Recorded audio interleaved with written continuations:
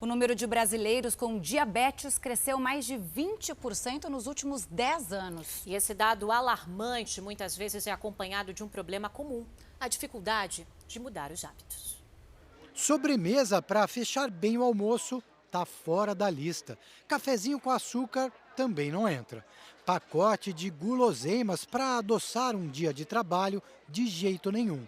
Manter esse controle no dia a dia é para corajosos e também deveria ser hábito de milhões de brasileiros que convivem com o diabetes ou com o quadro chamado de pré-diabetes. Como as queixas de obesidade e diabetes são muito parecidas, que são cansaço, às vezes insônia, aumento da frequência urinária, sede intensa.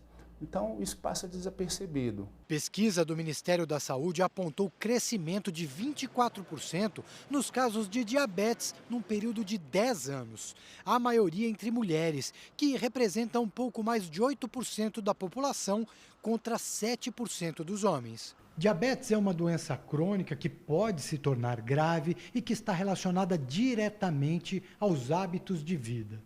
Pré-diabetes é um sinal de risco considerável ao paciente, mas que ainda pode evitar o desenvolvimento desse problema. Quando passou pela primeira vez em consulta médica, a Luana descobriu tendência a desenvolver a doença. Na segunda consulta, um ano depois, já era tarde. Foi diagnosticada com diabetes tipo 2. Eu não esperava. Na verdade, eu achei que ele tinha falado pré-diabetes para me assustar já, mas aparentemente não. Aparentemente existe mesmo. Realmente é real. O médico alerta para os perigos de adiar as medidas que podem fazer muita diferença na etapa inicial de tratamento: alimentação adequada e atividade física. Para evitar o uso crônico de medicamentos. Então, às vezes é melhor você tomar por um pouco tempo agora do que passar o resto da vida tendo que tomar. A Luana já se diz melhor preparada para conviver com o problema nos próximos anos. Principalmente você pensar que você pode realmente ter um problema sério, que não é bobeira. Mudar hábitos pode ser mesmo muito difícil e nós ouvimos um especialista para explicar como fazer isso da melhor forma. Por que a gente tem esse péssimo hábito de resistir às mudanças? Então vamos enumerar os fatores que interferem nisso. Primeiro, o ser humano tem uma tendência, como todos os corpos da física, à inércia. E o que é inércia? Inércia é você manter o teu movimento do jeito que sempre foi. Então, a disciplina para cuidar da saúde preventivamente ou dentro da própria exige uma mudança de movimento. Quem tem a maior parcela de responsabilidade quando se há um diagnóstico?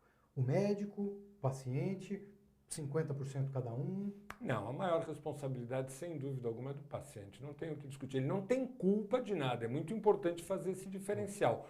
Mas o interesse é do paciente. O movimento tem que ser do paciente. A tomada de consciência tem que ser do paciente. Então, evidentemente, a responsabilidade maior passa a ser do paciente. Ele é que tem que partir para a disciplina. E a disciplina é um problema muito sério para o ser humano de uma forma geral e é muito pior ainda para o jovem de uma forma especial. Porque o que é a disciplina? Qual a essência da disciplina? É você abrir mão de um prazer imediato. O quanto mais você conseguir aceitar isso, mais rapidamente a dor passa, o sofrimento passa e mais rapidamente você se adapta à nova situação. Isso é incrível. Isso, para uma pessoa que tem esse tipo de postura perante a vida, ela minimiza em muito todo o sofrimento. Então tá bom, eu sou diabético, eu tenho esse problema, eu já percebi, eu como açúcar, eu passo mal, entendi, vou cuidar. E passa a ter uma vida ótima.